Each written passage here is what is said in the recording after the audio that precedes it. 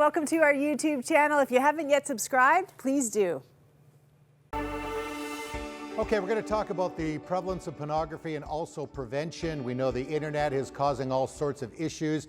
Many people are addicted to it, unfortunately, and that's not only outside the church, but inside the church as well. There are so many social issues that go along with that.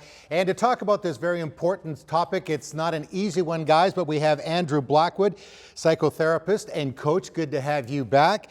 Paul Lafrance from HDTV Canada. He's had a number of shows on there, too many to count. Home to Win is one of my favorites, and you're working on a book. It's called I Don't Want to Be an Adult Anymore. It's a self-help book for men. When is it coming out, Paul?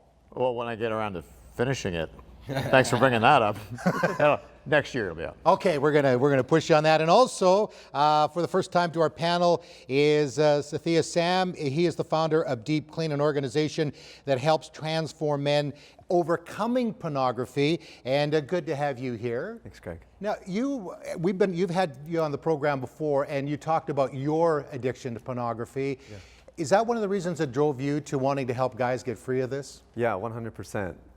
In some ways, you can't help somebody else if you don't know what it's like to struggle and to wrestle with it. So my journey was about 15 years long, and in my opinion, that's way too long. And so I knew the minute I did get free, I was going to do everything I could to help other people get free in a much shorter span of time, and that's why I created Deep Clean. And what are you seeing? Are you seeing the results that you were hoping for? For sure. I mean, nothing's a quick fix in the realm of addictions, and especially with something like pornography. But when people are really willing to actually be real with themselves and dig to the core issues, the results actually are incredible. Yeah. Andrew, as a life coach and a psychotherapist, you're dealing in the counseling realm. Mm-hmm. Is that one of the things that you're dealing with a lot in terms of people coming in with that problem? Definitely.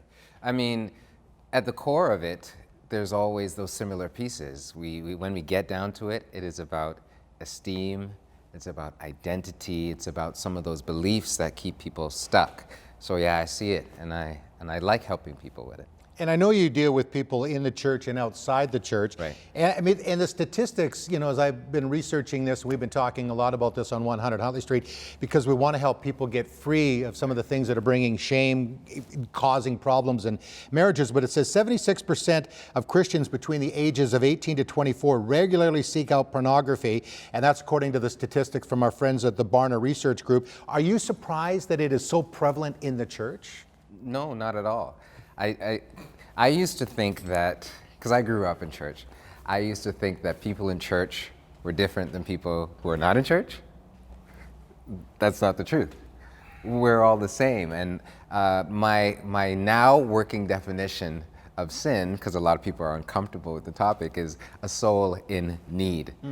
And we're all souls in need. Mm-hmm. So what you will find in church is what you will find outside of church. And it doesn't mean that we're hypocrites. It just means that we're in the right place because we need all the help we can get. You'd hope so. You'd hope that it's the right place. But from what I've seen, it's in the church where something that should be able to be talked about openly and honestly, without shame, right, is on the surface, seems like, yeah, the church is where you're going to go for help. But I think a lot of people's experience is that that's where it's going to be the most swept under the rug, where it's kind of a very common thing to be like, yeah, I've struggled with this, but I'm good now. I'm good now. Right, and I stand corrected in that when we are actually being the church. That's right.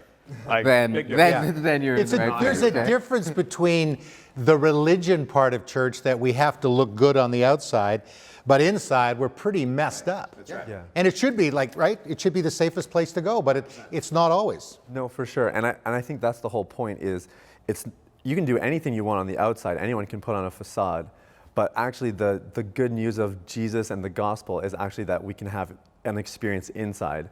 And once you deal with that, then everything externally starts to manifest regardless. Okay, we have people watching the program. They've been in the church the whole life. Maybe somebody's watching today that has never been in a church and they're struggling with pornography. So should we be encouraging them to seek out help in the church, or do they have to be careful in what kind of church they go to? It's a loaded question. I mean, I think you want to find professional help, people that you can be honest with, people who are going to actually help you get to the inner matters.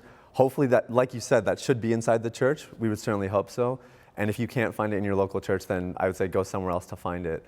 But one way or another, you have to be able to get inside and really find out what's going on there. Paul, do you think we're turning the corner on making the church a safer place for people that are struggling with pornography? Because I know when I'm speaking in churches and, especially if it's a men's event and you invite the men to come forward and you're praying and they're telling you what's going on, pornography a lot of the time is the issue. Mm-hmm. Yeah, I think it has to start with leadership. And the problem that I have seen historically is that the leader has to be someone that's got it together now, right? And I think that's a mistake. I think it's far more powerful to be like, guess what, guys? I'm still struggling with this. I am not 100% free. And that means, we're journeying this together. And I think that has way more power and way more ability for the guy sitting in the back going like, oh yes, I'm trying to get over my sin, and but yet I don't want to talk about it because the guy standing up there has got it together now. I think there needs to be, because unfortunately, I don't know what you guys think, but there seems to be a case of like, when we know that you're okay, then we'll allow you to have a voice. Right. Mm. And I think that's a massive problem. And it's the reason why guys will only be free to a certain extent, but not all the way, because it's like you still feel like you're dirty. Yeah. You still feel like you're not there. And I'm going, we have to understand that this is an addiction. This is more addictive than heroin. And I know this one very well. I know this battle, and I've had good seasons and I've had bad seasons, but it is like a very, very difficult thing to overcome. Yeah. Now throw in the shame factor on top of that, and then throw the church factor in on top of that, as in the institutional setup. And you got a mixture for someone that could be hiding this for years and never get free of it. And here's another statistic from the Barna Group. 68% of church-going men and over 50% of pastors view porn on a regular basis. I mean that's half. Yeah. So, Andrew, how do we get to a point then, okay, there's the addiction issue, as Paul talked about. It's not something, okay, I'm just not going to do it anymore, and I want to get back on that and some of the things that we can do. But that doesn't even feel safe if the pastor himself is dealing with it. And the majority of pastors say it is causing such destruction in their churches. I think it's a very complicated topic. And the reality is, I do believe there are different degrees and phases of healing and freedom. And I do think it's important for people in leadership to be at a place where they're free enough to be of service and to give direction and instruction, but also to be so wise and mature to know that we will always be susceptible. That's right. That we will always benefit from having safe people in our lives, having accountability that we choose and that we choose to use. So I grew up in church as well, and I had issues because one of my core values is integrity. I have a very difficult time with people presenting themselves as something that they are not. Mm. So yes, I would much prefer someone to be honest, to say that this is what I'm struggling with, but there's a big difference between saying this is what I'm struggling with and saying this is how I am keeping myself safe, this is how I'm doing this is how I'm taking care of myself, this is where the Lord has me, these are the measures that I'm taking. Because what you experience and your degree of freedom, it's like as you lead, how do you lead? Where do you lead from? And I think that is important. Yeah, if I can just jump on that, I was part of an accountability program when I was trying to get free, and my accountability partner was struggling just as bad as I was. Mm. And so I'd get a list of all the stuff that he looked at the end of the week, and I would feel tempted by the list. And so it's the irony of a lot of That's hilarious, isn't it? Yeah. Oh, I heard that, yeah. Yeah, and all these programs we set up are all dealing with the behavior. They're quite reactive and reactionary, and we're not doing anything preventative to actually get to things at a root level.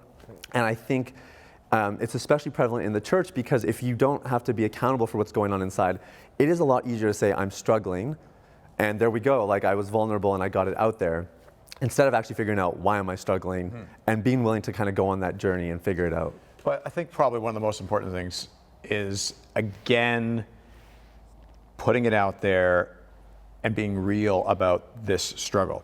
Because I don't think unless you understand what the what the effects of it are. It's like we can look at alcoholism or drug addiction and it's kind of like clear, but we don't understand what it does to the mind. We don't understand the effect it has on families. Because we are being completely desensitized culturally by media, which is just, we are living in the most oversexed media, pummeling your mind with images every second of the day. Yeah. So in that respect, I think it's like, hey, let's lose the shame factor. Let's understand that we're living in like this. We wouldn't, if somebody was getting shell shocked by bombs going over their head in a war-torn country, you wouldn't be like, you should be ashamed for, like, it's the same thing. We're being attacked in our minds.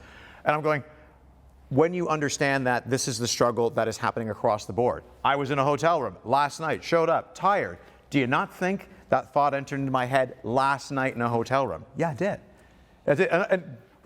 It's irrelevant to the fact that we're going to be talking about it here today. But it's a decision that has to be made, but it makes it so much easier when you understand the effects of it and you're not afraid to talk about it. Well, and I mean, it is causing problems in, marriages and relationships. I mean, pornography, as it's being, people are viewing it, 300% more likely to cause marriage infidelity. It causes, all sorts of these issues. 42 million porn websites. That's insane. And I'm hoping as we're doing this show, because it's almost like we're this, little kind of tiny program trying to do this thing, because there's millions and millions of websites that are going the other direction. So Sathiya, are you feeling confident that at least as we're talking about it in the church and saying, you know what, it's a problem in the church, let's deal with it? Yeah, I think so. I think we're making progress for sure. We have a long way to go. And the biggest void right now is safety. People don't feel safe to talk about it. And I think that goes back to what we've been talking about. You have to have leadership who are giving people permission. And I think one of the best ways, of course, is modeling it. But you don't have to have a struggle yourself to give permission for other people to be safe either. That's true. And so I think we are heading in that direction. The message of vulnerability is kind of loud and proud these days, which is good.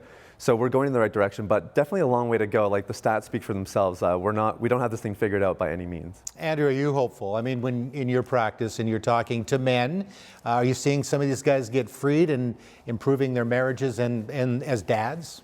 Definitely. I'm very hopeful because at the end of the day, I do believe God gives us the help, the grace, the power to be free and to live free. And whether we're talking about someone being unfaithful through porn or being a alcoholic or whatever it is, we have the ability to understand our own journey. And I think there's so much freedom that comes with that. And I know a lot of people have experiences when they, I grew up calling it deliverance. They were delivered and they never had an issue before or after that, but that's not everyone's story. It's true. So sometimes the long journey through healing, like my own experiences in life, I've always gone the long route where I understand, I say, okay, this was connected to that event, this was connected to that, and that caused me to believe this, and that caused me to feel this way. And going through that process really helped me not to be judgmental.